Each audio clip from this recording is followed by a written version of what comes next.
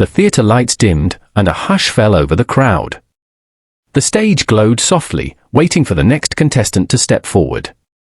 People whispered, checking their phones, sipping their drinks, unaware that in the next few minutes, their hearts would be touched in a way they would never forget.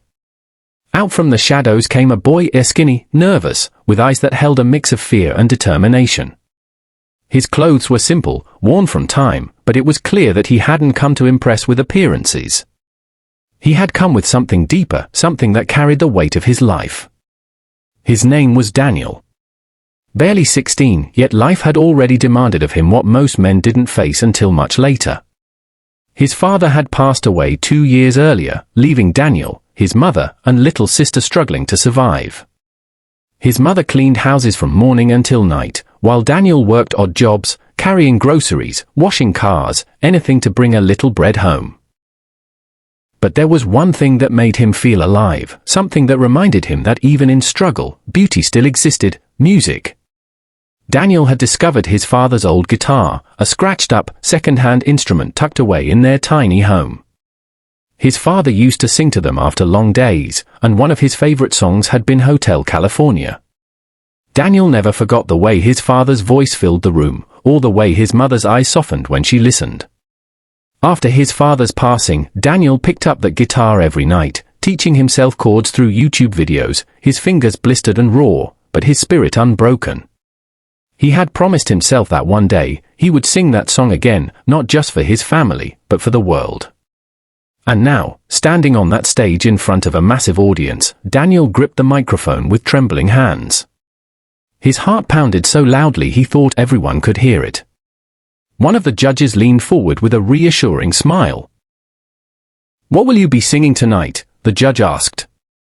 Daniel swallowed hard, his voice soft but steady. "Hotel California." There was a pause. Some in the audience raised eyebrows, an ambitious choice for a boy so young. But Daniel didn't see them. In his mind, he was back home in their tiny room, sitting on the edge of his bed, strumming his father's guitar, his sister humming beside him. He closed his eyes, took a breath, and began. The first notes floated into the air, pure and haunting. His voice was fragile, almost breaking, yet carried a depth that silenced the room. It wasn't just a boy singing a classic, it was a son singing to a father who could no longer hear him. With every word, you could feel the love, the loss, and the longing that shaped his young life. By the time he reached the chorus, the audience was completely still, many already wiping their eyes. The second verse rose with power. Daniel wasn't just singing, he was living the song. His voice cracked slightly, but instead of weakness, it revealed something more powerful: truth. He poured out his pain, his hope, his gratitude, and his grief, all tangled in those timeless lyrics.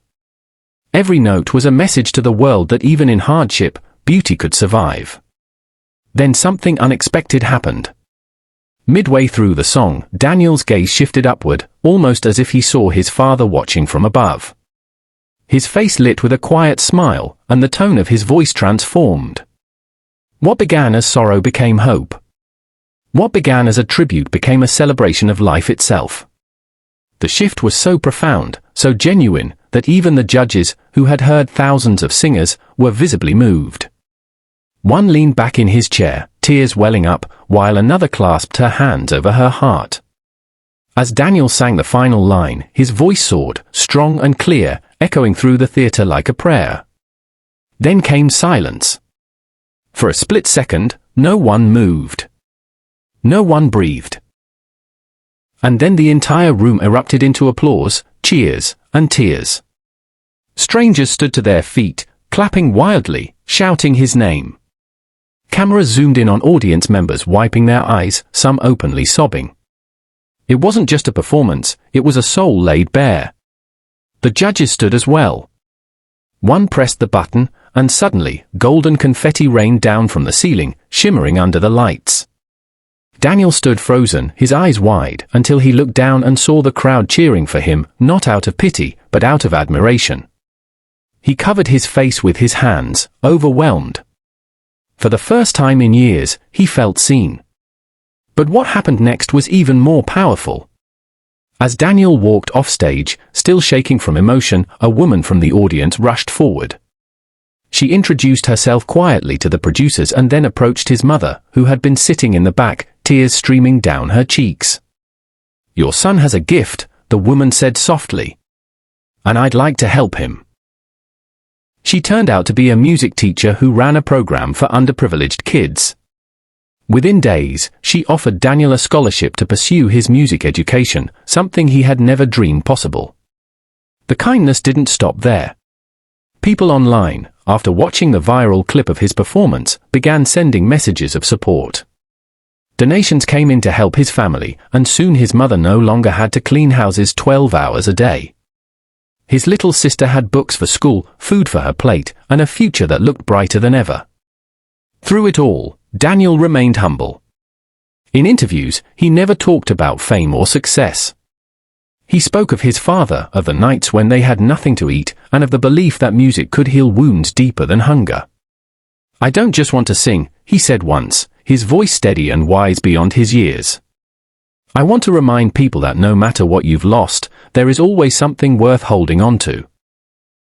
And sometimes, that something is inside you." Months later, when Daniel returned to perform again, the theater was packed, this time with people who came not just to hear his voice but to witness his spirit. When he strummed the first chords of his guitar, the audience leaned in, knowing they were about to be reminded of something precious, that the human heart, no matter how broken, can still produce the most beautiful music.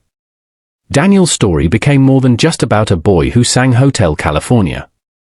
It became about the power of kindness, how a stranger's compassion, a teacher's generosity, and an audience's encouragement could transform a life. It became a reminder that behind every nervous face, behind every trembling voice, there is a story waiting to be told, and sometimes, telling it can change everything. As his final note lingered in the air, Daniel bowed his head, tears shining in his eyes. The crowd rose again, not just applauding his talent, but celebrating the resilience of the human spirit. And for everyone in that room, and for the millions who later watched from their screens, one truth became clear: hope is contagious, kindness is powerful, and even the quietest voice can move the world.